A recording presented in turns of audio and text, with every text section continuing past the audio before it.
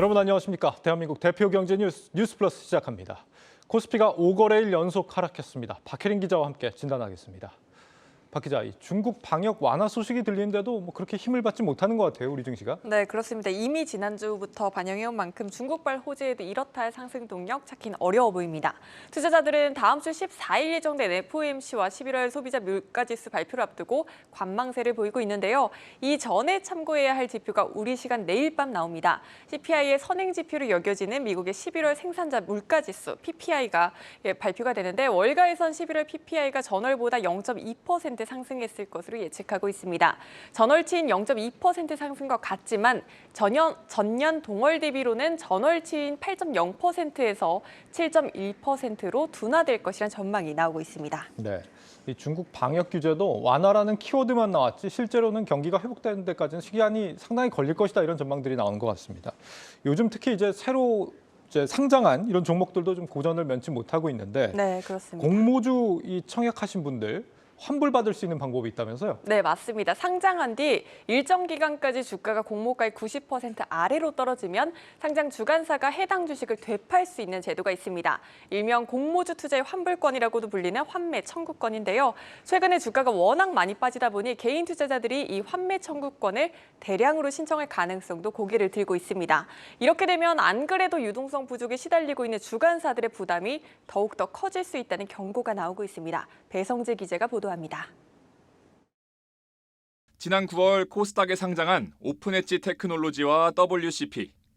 이 회사 공모주를 산 개인 투자자들은 각각 오는 26일과 내년 1월 2일까지 환매 청구권을 행사할 수 있습니다.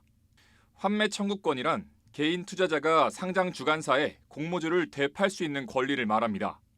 대상은 코스닥의 이른바 테슬라 요건과 성장성 추천 특례로 상장한 회사들입니다. 조건은 일정 기간까지 주가가 공모가의 90% 밑으로 내려갔을 때입니다. 투자자 보호, 공모주 가격의 합리적인 책정 등의 효과를 기대할 수 있습니다. 상장만 하면 이른바 따상을 기록했던 때는 문제가 없었습니다. 그러나 공모주 주가가 부진하자 상장 주관사들의 부담을 늘리는 부메랑이 됐습니다. 오픈엣지 테크놀로지와 WCP의 오늘 종가는 각각 9,230원과 53,300원. 이미 공모가인 10,000원과 60,000원보다 10%가량 낮기 때문에 환매 청구가 활발해질 가능성이 높습니다. 특히 WCP의 경우 상장 후 단 한 번도 공모가인 60,000원을 넘어선 적이 없습니다. WCP 상장 당시 개인 투자자 공모주 비율은 25%. 환매 청구 물량을 사들인 뒤 다시 내다 팔아야 하는 상장 주관사 내부에서도 우려의 목소리가 나옵니다.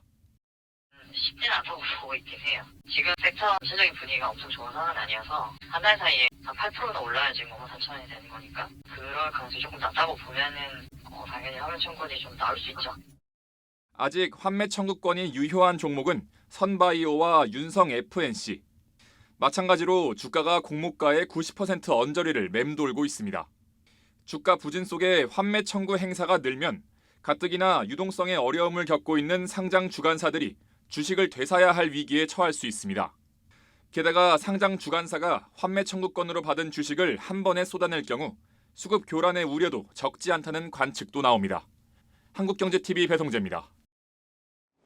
네, 조만간 환매 청구권 기간이 끝나는 종목으로 지금 오픈엣지 테크놀로지, WCP 두 종목이 언급이 됐는데 이 환매 청구가 많이 나올 만한 종목인지 어떤 기업들이고 전망이 좀 어떻게 되고 있습니까? 네, 오픈엣지 테크놀로지 같은 경우에는 아직 분석을 개시한 곳이 없고요.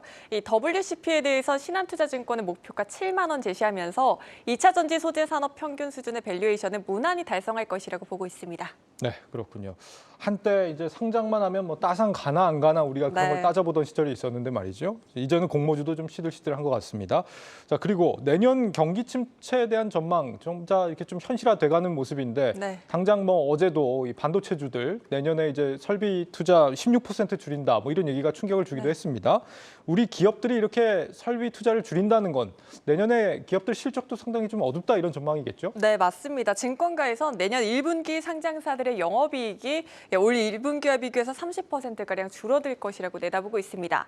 이렇게 경기 침체 우려가 커지고 있는 만큼 증권가에선 필수 소비재 등 경기 방어주에 주목하라고 조언하고 있는데요. 대표적으로 꼽히는 게 편의점 관련 보여줍니다. 불황에 많은 분들이 지갑을 닫으면서 오히려 편의점을 찾기 때문입니다.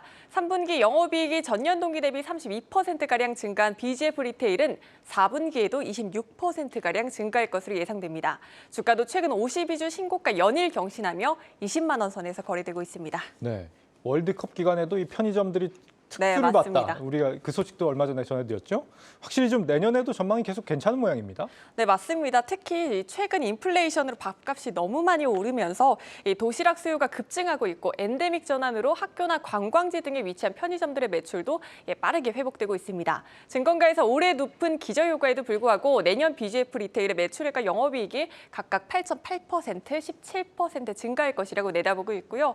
현재 12개월 선행 주가 수익 비율이 15배 정도로 낮지는 않은 수준이긴 합니다만 중기적으로 20배까지도 갈 수 있을 것이라고 전망되며 주가 조정 시 매수하는 전략이 유효하다는 의견까지도 제시되고 있습니다. 네, 인플레 기간에도 가격 전가력이 강하다는 이 편의점주들 주목을 해봐야 될 것 같고 이 가뭄의 단비처럼 최근에 이제 우리 코스피에도 좀 긍정적인 소식이 들리는 것 같아요. 네, 맞습니다. 반가운 소식이 있습니다. 외국계 투자은행들이 내년 우리 증시에 대해 긍정적인 전망을 제시하고 나선 겁니다.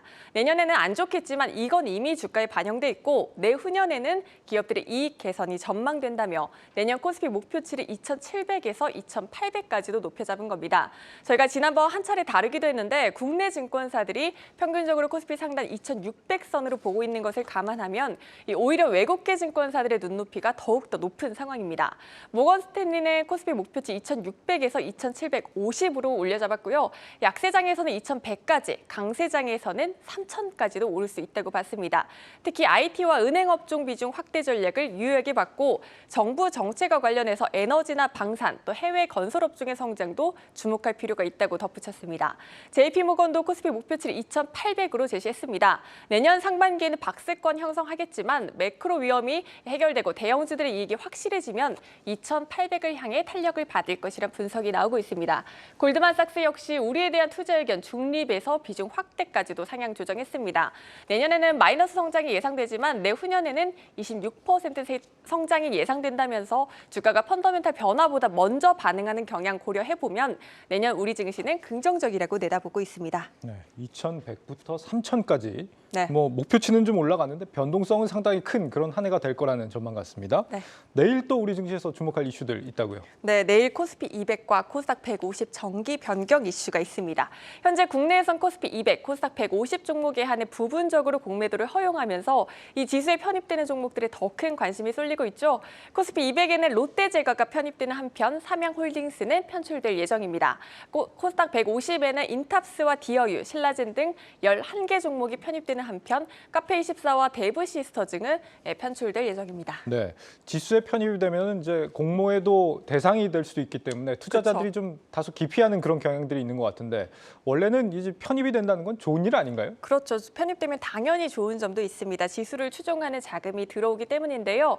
삼성증권의 코스닥 150 중에서 유동성 대비 상대적으로 편입 수요가 많을 것으로 예상되는 종목으로 WCP와 더 네이처 홀딩스, 이오플로우 등을 꼽았습니다. 반대로 편출 종목 중 매도 압력이 상대적으로 큰 종목으로는 알서포트와 이베스트증권, 서울바이오시스 등을 꼽았다는 점 참고하시기 바라겠습니다. 또 삼성증권은 특히 이번 편입 종목 중에서 WCP와 성일하이텍의 경우 편입 시 시총 비중이 1%를 상회하기 때문에 150억 원 이상의 편입 수요가 발생할 것으로 내다보고 있습니다. 네, 공매도 세력에 타겟이 되느냐, 패시브 자금이 들어오느냐를 두고 투자자들의 셈법 복잡해지겠네요. 증시 프리즘 박혜린 기자였습니다.